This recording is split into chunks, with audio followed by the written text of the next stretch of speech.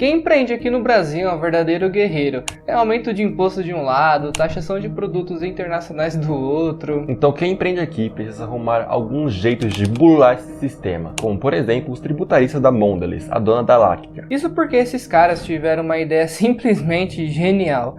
Antes, o principal bobão deles, o famoso sonho de valsa, que estava no mercado desde 1938, pagava 5% de imposto sobre o IPI. E para você que não sabe, o imposto sobre produtos industrializados, o IPI, é o imposto federal. E todas as empresas que produzem produtos industrializados precisam pagar ele. Só que tempos depois, esse bombom simplesmente teve uma mudança, tanto de embalagem quanto de nome. Isso porque ele não é mais bombom, mas sim um wafer. E a única diferença entre eles, além do tipo de produto, é que esse wafer paga menos impostos. Isso porque ele está classificado na lista de itens do governo como um produto de padaria. E é por isso que tem isenção de imposto vinculados à indústria. Então essa pequena mudança de composição e de categoria fizeram uma grande diferença na tributação do sonho de valsa. E ele não é o caso isolado, existem muitos. Como por exemplo o leite de rosas.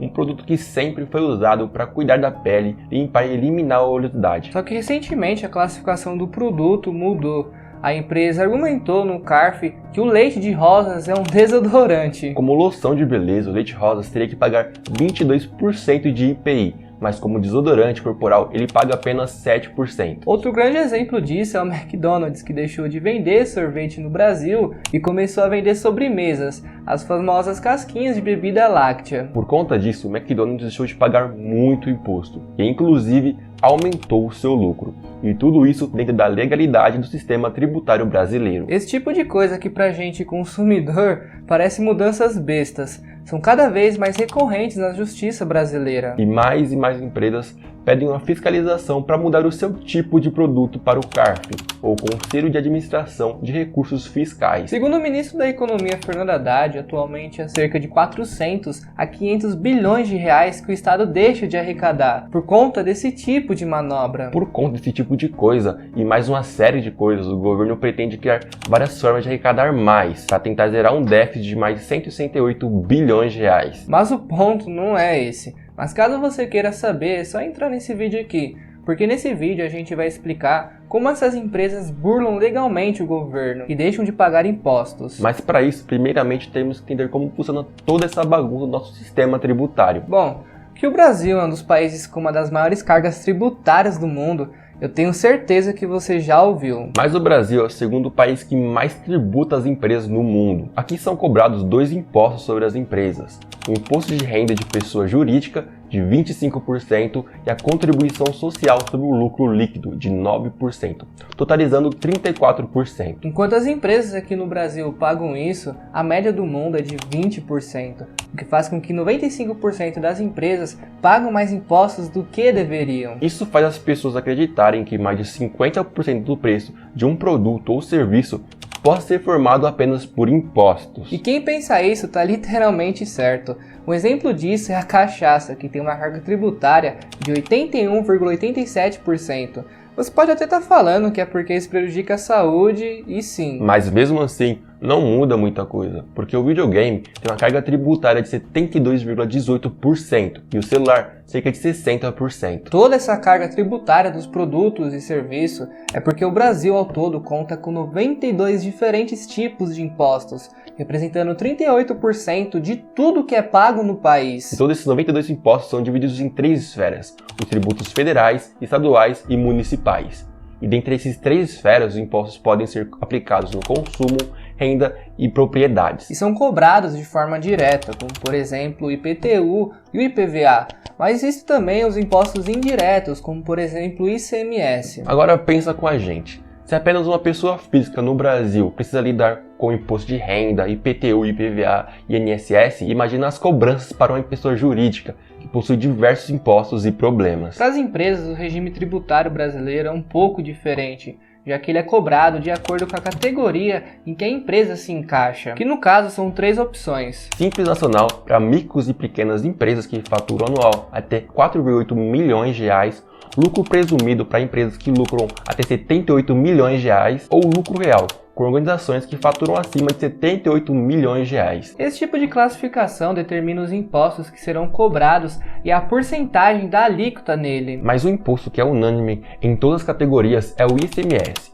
o Imposto sobre Circulação de Mercadorias e Serviços, que se encaixa na esfera de imposto estadual. E esse imposto está contabilizado em quase todos os produtos que consumimos em nosso dia a dia. Não só ele, ainda tem mais 4, que é o PIS, COFINS, IPI e ISS. Esses 5 impostos, contando com o ICMS, estão sempre lá no final da nota fiscal, quando a gente compra alguma coisa. Mas aqui a gente quer focar no ICMS e o IPI, que a gente já explicou. E quando o assunto é esses 2 impostos, as coisas ficam um pouco diferentes. Isso porque no resto do mundo, a alíquota é única sobre tudo que foi gasto na produção e o que foi vendido, sendo o imposto de valor agregado. Já no Brasil é completamente diferente, pois é um sistema único, tributado pelo tipo de produto. Mas isso também vai mudar por conta da reforma tributária. A gente já explicou tudo isso nesse vídeo. Mas basicamente o governo quer implantar também o imposto sobre o valor agregado, só que um pouco diferente do mundo, já que não vai somente existir apenas uma alíquota,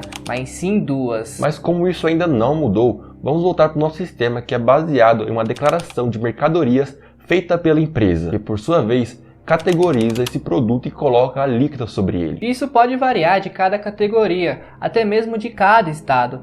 Mas para ficar mais simples de entender, a gente pode falar do exemplo da loção lá no começo. Se o produto é categorizado como perfume, creme ou maquiagem, o imposto pode chegar a 42%. Mas se for categorizado como água de colônia, que é o caso de desodorante, ele será cobrado apenas 7% de IPI. E é justamente aí que as empresas acharam uma brecha para pagar menos impostos, porque sem uma definição bem específica, as empresas podem aproveitar isso para lucrar mais. Casos como McDonald's, Leite de Rosa e Sonho de Valsa são apenas alguns de muitos exemplos de empresas que fizeram exatamente a mesma coisa. E mais empresas estão buscando a mesma alternativa para tentar reduzir o pagamento dos impostos. E uma coisa que a gente está buscando é o seu like e sua inscrição. Então já deixa ele aqui, também comenta mais vídeos sobre esse que você quer saber e como as empresas podem burlar outros sistemas que você não sabe. Então já comenta aqui. Então depois do caso do Sonho de Valsa, a CARF passou a receber cada vez mais propostas de reclassificação de produtos. Só em 2022, esses processos julgados pelo CARF renderam 132 bilhões de reais. Isso acontece por conta da forma inusitada de como o Brasil lida com o imposto sobre o consumo. Como forma de facilitar as transações de mercadorias entre os países Mercosul, foi criado um documento chamado de NCM, ou Nomenclatura Comum do Mercosul, que atribui às mercadorias um código específico. No Brasil, esse código foi além e também serviu para determinar o imposto cobrado sobre os produtos. No entanto, isso pode haver algumas discussões entre a Receita e as empresas sobre a classificação de um produto, e dependendo da classificação, o imposto cobrado sobre o produto pode ser muito alto. Por isso o CARF foi criado. Processos de debate sobre a classificação de barrinhas alimentícias como flocos de cereais ou produtos de confeitaria. Ou então se o Crocs é um sapato impermeável, uma sandália de borracha se tornaram algo a ser discutido pela Receita Federal brasileira. E além das vantagens tributárias, essa tática de mudar de categoria causa uma confusão no mercado, provocando distorções na concorrência, ocasionando que empresas diferentes vendem a mesma categoria de produtos, mas em classificação distintas. Isso a gente faz pensar em uma série de coisas, como quem saber quem está certo ou errado na classificação dos produtos, quem sai ganhando e quem sai perdendo. Bom, simplesmente não dá para saber, já que para o CARF cada caso é um caso, não tem algo definido. Além disso, a empresa só quer pagar menos impostos e o consumidor quer ter um produto mais barato, independente se isso vai causar uma confusão jurídica, distorções ou qualquer outra coisa. Um bem emblemático e recente a ser avaliado pelo CARF e que teve uma decisão contrária à empresa foi da Air Fry. Uma empresa importadora questionou a classificação fiscal do famoso produto conhecido como Air Fry. A Receita Federal entendeu que o produto deveria ser classificado como fritadeira elétrica, com a alíquota de IPI de 12%. Mas a empresa, por sua vez, argumentou que o produto deveria ser classificado como forno elétrico, com a alíquota de IPI de 7%. A decisão do CARF foi importante porque estabeleceu um precedente para a classificação de produtos semelhantes. E com isso, as empresas que importam ou fabricam air fry podem classificar um produto como um forno elétrico, que resultará em uma redução de 5% da alíquota do IPI. Outro caso sobre avaliação de categoria de produto é o de uma empresa que questionou a classificação fiscal do drone. A Receita Federal entendeu que o produto deveria ser classificado como um brinquedo, com alíquota de IPI de 0%. A empresa, por sua vez, argumentou que o produto deveria ser classificado como equipamentos tecnológicos, com alíquota de IPI de 20%. O caso foi julgado pela segunda turma da Câmara Superior do CAF, que decidiu a favor da empresa. Os conselheiros entenderam que o produto deve ser classificado como equipamentos tecnológicos, pois não faz sentido ser um brinquedo. Esses são alguns exemplos de produtos que mexeram diretamente no bolso do consumidor, principalmente o caso da Airfry. Claro que esse caso o imposto diminuiu, mas e os casos que fazem o imposto aumentar, o que é bem comum? Por conta desse tipo de coisa, um estudo feito pela Reuters afirma que empresas instaladas no Brasil chegam a gastar 160 bilhões de reais por ano com contabilidade e 1.500 horas de trabalho por ano com burocracias tributárias. Por conta disso, a cada 200 funcionários, um trabalha na área contábil no Brasil, o que acrescenta mais um gasto que acaba refletindo no preço final do produto e no bolso do consumidor. E não só para o consumidor, já que esse tipo de sistema de reclassificação já causa problemas assim que o produto chega aos portos brasileiros. Muitos produtos ficam parados na alfândega até que o problema com a classificação seja resolvido. Enquanto isso, as empresas precisam pagar pela permanência da carga na alfândega e ainda lidar com as reclamações dos atrasos de entrega para o cliente. Em algumas situações, o armazenamento do produto pode sair até mais caro que o próprio tributo. E isso ficou pior, ainda mais caro com a tributação de produtos internacionais, que incide 60% do produto, mais de 7% de ICMS fixo, que acabou com a guerra fiscal. Mas não é só no Brasil que as empresas agem de maneiras estratégicas para pagar menos impostos. Na Irlanda, por exemplo, é cobrado baixa taxa de impostos corporativos.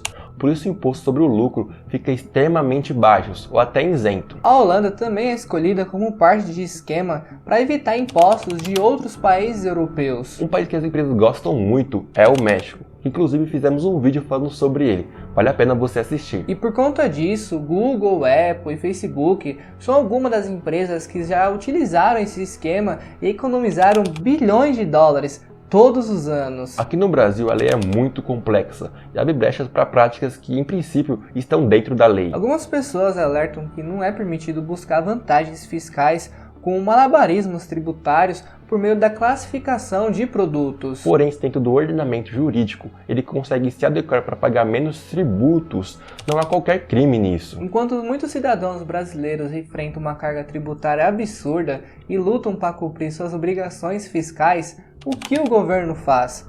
Exatamente, aumenta mais a carga tributária. E o mais engraçado de tudo isso é que a gente vê o aumento das coisas, mas nem sequer vê o retorno disso no nosso dia a dia. E a prova disso é o índice de retorno de bem-estar à sociedade. Em 2021, esse índice fez um levantamento com 30 países com a maior carga tributária e o Brasil teve pior retorno dos valores arrecadados para serviços de qualidade que venham a gerar bem-estar à população. O malabarismo tributário é uma habilidade que deveria ser necessária para estar em um país tão grande quanto o Brasil. Mas infelizmente é necessário, e até mesmo para você, consumidor.